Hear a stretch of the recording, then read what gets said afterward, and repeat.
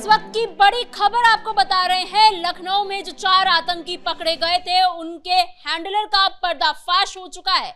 Handler का नाम आकिब खान बताया जा रहा है और ये दुबई में रहता है। जिसके बाद से पुलिस ने इससे पूछताछ की तो आकिब खान ने खुद को निर्दोष बताया और साथ ही कहा कि मैं सच्चा देशभक्त हूं। आपको बता दें कि इससे पहले आकिब खान का एक वीडियो भी सोशल मीडिया पर वायरल हुआ था जिसमें वो AK-47 और ग्रेनेड के साथ दिख रहा है। पूछताछ में उसने बताया कि ये खिलौना था और पुलिस ने उसके बाद मान भी ली, जिसके बाद उन्होंने फाइनल रिपोर्ट तैयार की। और अब जब ATS ने इन आतंकवादियों को पकड़ लिया है तो कहीं ना कहीं पुलिस की ये एक्शन भी कटघरे में खड़ी हो गई है। उन पर भी काफी सवाल उठ रहे हैं। इस पर और जानकारी के लिए मेरे साथ मौजूद है मेरे सहयोगी नीतीश ठाकुर। सर, इतना सब कुछ हो रहा है यूपी में, अभी हाल ही में अब चुनाव भी है, फिर 4 आतंकी पकड़े गए हैं वहां से। इनका हैंडलर जो है वो दुबई में बैठा है और लेकिन वो कह रहा है कि मैं निर्दोष हूं, मैं सच्चा देशभक्त हूं। देखिए, पहले हम बता दें कि ये केवल 4 आतंकी अभी उत्तर प्रदेश में नहीं पकड़े गए। बीते अगर आप 1 से 1.5 महीने के पैटर्न को देखिएगा या फिर 1 साल पहले के भी पैटर्न को देखिएगा तो आपको पता चलेगा उत्तर प्रदेश के अंदर 30 से अधिक आतंकी पकड़े गए और जिनका मॉड्यूल सेम तरीके से काम करना था। तो ISI की नजर तो इस वक्त उत्तर प्रदेश पर है ही और ISIS की भी नजर है। ये दोनों मिलकर के कैसे भी यूपी के अंदर कहीं ना कहीं अफरा तफरी मचाने का प्रयास कर रहे हैं और कहीं ना कहीं योगी गवर्नमेंट को टारगेट कर रहे हैं। पहली चीज तो ये समझ लेते। हालांकि पहले मैं बड़ी खबर के बारे में बता दूं कि ये जो 4 आतंकी लखनऊ से पकड़े गए थे, इनका जो सबसे प्रमुख हैंडलर जो इनसे लगातार बातचीत किया करता था उसका नाम आया आकिब। अब आकिब खान के साथ क्या है कि वो इस वक्त दुबई में बैठा हुआ है। दुबई में, अब वो दुबई के अंदर जब बैठा हुआ था तो सोशल मीडिया पर उसने वीडियो डाली है कि मेरा नाम इस सारे केस में मत लीजिए, मैं कहीं से भी गलत नहीं हूं, मैं बिल्कुल निर्दोष हूं, मैं तो यहां पर ट्रक ड्राइवर की नौकरी करता हूं, मात्र 20,000 रुपए महीना कमाता हूं। अब क्या हुआ कि इससे पहले भी आकिब की एक वायरल वीडियो मिल चुकी है, पुलिस के हाथ में चढ़ चुकी है आज से लगभग 6 से 8 महीने पहले, जहां पे वो AK-47 जैसा हथियार लहरा रहा है हवा में और दूसरे हाथ में उसके ग्रेनेड है। अब जब 6 से 8 महीने पहले उसकी ये वायरल वीडियो मिली थी तो उत्तर प्रदेश पुलिस ने एक्शन लेते हुए उससे सवाल जवाब किया। उस टाइम पर वो दुबई भाग चुका था। दुबई से उसने वीडियो कॉल पर उत्तर प्रदेश पुलिस को बताया कि ये AK-47 जैसा कोई हथियार नहीं है, ये तो खिलौना है और मेरे हाथ में जो ग्रेनेड आप देख रहे हैं वो ग्रेनेड नहीं, वो परफ्यूम है। तो वहां की जो लोकल पुलिस थी उसने इस मामले को ज्यादा सीरियसली ना लेते हुए एक रिपोर्ट बना दी कि ऐसी ऐसी बात है, वो परफ्यूम और खिलौना था और उस रिपोर्ट को क्लोज करने के दबाव में उन्होंने साइडलाइन कर दिया। तो यहां पे यूपी पुलिस की एक बड़ी गलती सामने आती है।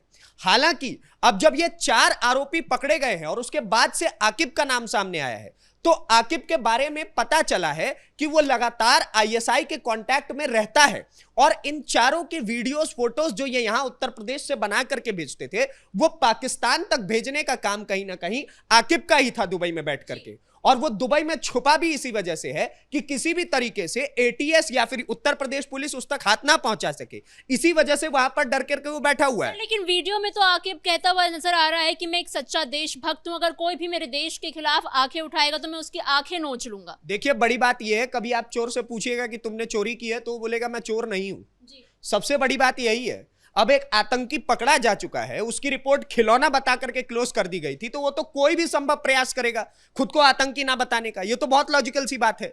हालांकि अब धीरे धीरे करके जब इन लोगों से ठीक तरीके से पूछताछ की जा रही है, इनकी चूड़ियां टाइट की जा रही हैं, तब इनकी जबान खुल रही है और ये धीरे धीरे पूरे अपने आतंकी मॉड्यूलर के बारे में बता रहे हैं कि क्या क्या ये उत्तर प्रदेश में करना चाहते थे। अब उसमें आप समझिए कि इन्होंने किन किन ठिकानों को निशाना बनाया था।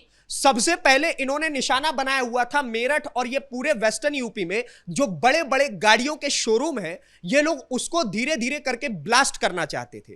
उसका अगला निशाना इन लोगों का यह था कि गैस सिलेंडर से भरे जो ट्रक, चाहे वो हिंदुस्तान पेट्रोलियम के हो, किसी भी कंपनी के हो, जब वो वहां से निकलेंगे तो रास्ते में उन्हें लगातार ब्लास्ट किया जाए, एक सीरियल ब्लास्ट की तरह, कि अचानक सिलेंडर के सीरियल ब्लास्ट क्यों हो रहे हैं।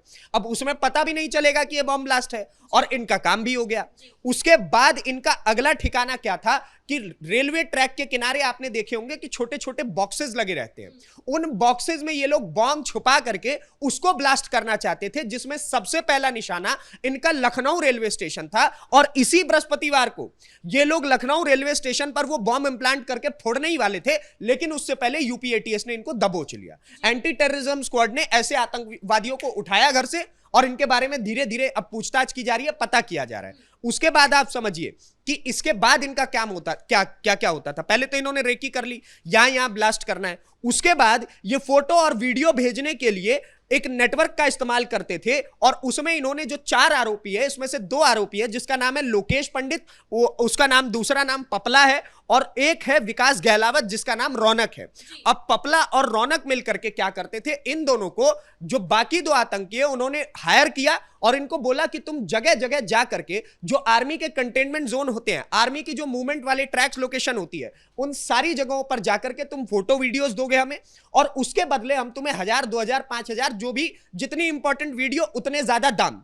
इस तरीके से इन लोगों को हायर किया गया, पपला और रौनक को। अब पपला रौनक जगह जगह पर जाकर के, जहां पर आम लोगों का भी जाना मना है, वहां पर जाकर के ये लोग वीडियो फोटो बनाते थे। अब इससे आप एक चीज कनेक्ट कीजिए कि अभी ये चीज लखनऊ में आपको नजर आई, ठीक अभी से 2 हफ्ते पहले आपको सेम चीज गाजियाबाद में नजर आई थी, उससे ठीक 5 दिन पहले आपको यही चीज दिल्ली में नजर आई थी। दिल्ली के अंदर लाइव सीसीटीवी कैमरा लगा करके ये लोग लोकेशन ट्रैक कर रहे थे और आर्मी के मूवमेंट को कैच आउट कर रहे थे। तो ये चीजें आप समझिए, पूरा का पूरा आईएसआई का इस वक्त पैटर्न चल रहा है कि कैसे भी करके हम पैसा दे करके हो या फिर अपने आतंकियों को जो स्लीपर सेल है उनको एक्टिव करके हो, भारत के ऐसे अलग अलग इलाकों के लोकेशन, खास तौर पर दिल्ली एनसीआर के इलाकों के लोकेशंस मंगवाए, जिससे कि हमें पता चल सके कि कहां पर कब ब्लास्ट करना है। सर, लेकिन यूपी एटीएस ने इन आतंकवादियों को पकड़ के जो बड़े हादसे होने थे उनको तो रोक लिया, लेकिन खबर यह भी आई है कि इन्होंने इससे पहले भी छोटी मोटी अगजनी की है। बिल्कुल, मैं आपको बताता हूं। अभी आपको पता होगा, अभी से कुछ दिन पहले ही, लगभग 1.5 हफ्ते पहले ही, आपने एक वीडियो सोशल मीडिया पर बहुत वायरल देखी होगी, जिसमें एक पिकअप ट्रक है और उसके अंदर जो है आग लगा दी जाती है। पूरा पिकअप ट्रक जो होता है उसे जला करके खाक कर दिया जाता है। अब उसके पीछे जब उस लड़के को गिरफ्तार किया गया जिसने वो आग लगाई थी, तो उसने बताया कि उसे कुछ हैंडलर्स हैं जिन्होंने कुछ पैसे दिए हैं और प्रति गाड़ी एक रेट तय हुआ है कि तुम्हें इन गाड़ियों में आग लगाने हैं। अब वो गाड़ी कौन सी होगी? जिसके ऊपर भगवान का नाम लिखा होगा, जिसके ऊपर जय श्री राम लिखा होगा, जिसके ऊपर बालाजी महाराज का नाम लिखा होगा, जिसके ऊपर खाटू श्याम बाबा का नाम लिखा होगा, उन गाड़ियों को तुम्हें चुन चुन करके आगजनी के हवाले कर देना है, आग लगा देना है, जिससे कि उत्तर प्रदेश के अंदर एक भय का माहौल हो जाए कि गाड़ियों पर भगवान का नाम मत लिखवाओ वरना आग लग जाती है। ये एक अलग नैरेटिव था। ये भी पाकिस्तान देखिए किस तरीके से धीरे धीरे वो छोटी छोटी चीजें पकड़ करके हमारे उत्तर प्रदेश को खास तौर पर जलाना चाह रहा है। सर, इससे क्या समझे कि पाकिस्तान अभी उत्तर प्रदेश में, क्योंकि अब विधानसभा चुनाव आने वाले हैं, इस वजह से हिंदू मुस्लिम के बीच में नफरत फैलाने की कोशिश कर रहा है? बिल्कुल ऑब्वियस सा कारण एक ही है। 2017 के बाद से जब योगी आदित्यनाथ की सरकार आई है, तो ये जो आतंकी, देखिए उत्तर प्रदेश पाकिस्तान के लिए, आईएसआई के लिए, आईएसआईएस के लिए सबसे ज्यादा स्लीपर सेल होल्ड करता था, वो एक ही स्टेट था, उत्तर प्रदेश। वहां पर सबसे ज्यादा आपको यही लोग मिलेंगे, आतंकियों के हैंडलर्स मिलेंगे। अब उस स्लीपर सेल को और उस आतंकी नेटवर्क को योगी आदित्यनाथ की सरकार आने के बाद कहीं ना कहीं खाक कर दिया गया। उसका सबसे बड़ा एग्जांपल अतीक अहमद है। उसका कनेक्शन आईएसआई से था, यह बात उसने खुद कबूली है, और उसके बाद से वो पूरा का पूरा कनेक्शन जैसे जैसे ब्रीच होता चला गया, तो पाकिस्तान सदमे में आ गया कि जो राज्य हमारे लिए सबसे इंपॉर्टेंट था भारत के अंदर, जहां हमारे सबसे ज्यादा आतंकी बैठे हुए थे, वहां पर हमारा पूरा कनेक्शन ही ब्रीच हो जा रहा है, तो हम करेंगे क्या?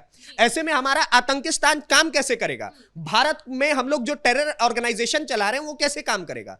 तो इसलिए उन्होंने अब फाइनल किया है कि 2027 के चुनाव से पहले क्यों ना हम उत्तर प्रदेश के अंदर दोबारा से ऐसे धमाके करें जिससे कि उत्तर प्रदेश के अंदर जो सुरक्षित एनवायरनमेंट बना हुआ है वो दोबारा से बिगड़ जाए और ये हवा फैल जाए कि योगी आदित्यनाथ के आने के बाद उत्तर प्रदेश सुरक्षित नहीं है, और 2027 का चुनाव इस तरीके से योगी आदित्यनाथ को हराया जा सके और उनके जो सगे हैं उनको उस कुर्सी पर बिठाया जा सके। सर, ऐसे में एक और बड़ा सवाल ये है कि जिस तरीके से बिजनौर पुलिस की तरफ से ये लापरवाही की गई है, क्या बिजनौर पुलिस के ऊपर भी कोई एक्शन हो सकता है? बिल्कुल, बिजनौर पुलिस के ये जो छोटे मोटे अधिकारी थे जो वहां बैठ करके नकली फाइलें तैयार कर रहे थे और आतंकियों को बचाने का प्रयास कर रहे थे, अब उनके ऊपर गाज गिरने वाली है। हालांकि अब सुनिएगा, मैं आपको बता देता हूं कि बीते कुछ दिनों में 1.5 दर्जन से ज्यादा ऐसे नेटवर्क्स पकड़े जा चुके हैं, यानी कि हमारे दुश्मन जो कि लगातार उत्तर प्रदेश के ऊपर और सैन्य मूवमेंट के ऊपर, खास तौर पे सैन्य इलाकों में अहम प्रतिष्ठानों, यानी कि ऐसे कई इलाके, ऐसे कई मिनिस्ट्रीज जहां पर किसी का आना जाना वैध नहीं होता है, ऐसे कई नेताओं के घरों पर भी रेकी हो रही थी। इस तरीके से इन लोगों का पैटर्न काम कर रहा था। उसके बाद आप समझिए, डेट वाइज आप समझिए, 4 मार्च को बिजनौर में एक पिकअप में आग लगती है, उसका कनेक्शन इन्हीं आतंकियों से पाया गया है। उसके बाद आर्मी के कंटेनमेंट एरिया, आर्मी मूवमेंट और ऐसे कई जो अहम प्रतिष्ठान है उनके ऊपर गूगल लोकेशन से ट्रैकिंग होती है, और उसके बाद वहां की वीडियोस और फोटोज बना करके ये सारे के सारे पहले दुबई भेजते हैं और दुबई से वो वीडियो फोटोज पाकिस्तान जाती है। और इसमें से एक लड़का ऐसा है जिसके फोन में ऐसे ऐसे ग्रुप से ये जुड़ा हुआ था टेलीग्राम के अंदर, आप समझिए, जिसमें सबसे पहला नाम था एक ग्रुप का गजवाए हिंद, इसकी मानसिकता आप सुनिएगा। उसके बाद ओसामा बिन लादेन, उसके बाद कश्मीरी मुजाहिदीन और फर्रतुल्ला गौरी जैसे नाम जो ऐसे जो ऑर्गेनाइजेशंस थे, उन ग्रुप्स में ये जुड़ा हुआ है टेलीग्राम के थ्रू। उसके बाद आप समझिए, अब डेट वाइज आते हैं, नवंबर से लेकर के अब तक की तारीख में आप समझिएगा कब कब कौन कौन पकड़ा गया है। 5 नवंबर 2025 को जैश ए मोहम्मद से जुड़े अल-फलाह यूनिवर्सिटी के डॉक्टर्स मॉड्यूल को पकड़ा जाता है, जिसमें से एक लखनऊ की रहने वाली डॉक्टर थी और वो वाराणसी की भी रैकी कर चुकी थी और अयोध्या की भी रैकी कर चुकी थी, वो पकड़ी जाती है। उसके बाद 6 नवंबर को गुजरात एटीएस ने हैदराबाद के अहमुद्दीन मोइद्दीन को पकड़ा और उत्तर प्रदेश के शामली निवासी आजाद सुलेमान शेख को पकड़ा।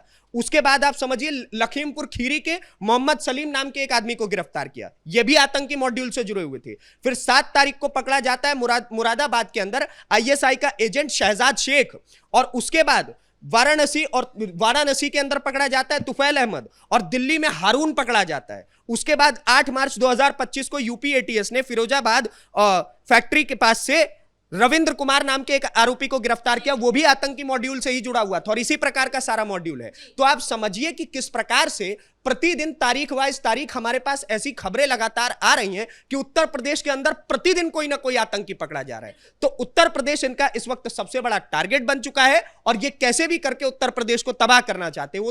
वो तो भला हो हमारी जांच एजेंसियों का, एनआईए जैसे नेशनल इन्वेस्टिगेशन एजेंसी हो गई, एंटी टेररिज्म स्क्वाड हो गया, जो इन लोगों को लगातार पकड़े जा रही है और बड़ी बड़ी घटनाएं लगातार टलती चली जा रही हैं। वरना इस वक्त यूपी के अंदर लगातार धमाकों की आवाज आती और हम लोग सन्न रह जाते। जी सर, इन तमाम जानकारियों के लिए धन्यवाद। कुल मिलाकर उत्तर प्रदेश में लगातार इन आतंकवादियों की गिरफ्तारी की जा रही है, यूपी एटीएस लगातार जगह जगह दबिश दे रही है और ऐसे देश विरोधी गतिविधियों को रोकने की कोशिश लगातार चल रही है। फिलहाल इस ब्रेकिंग में इतना ही। कैमरा पर्सन कुणाल के साथ मैं समीक्षा तिवारी, कैपिटल टीवी, उत्तर प्रदेश।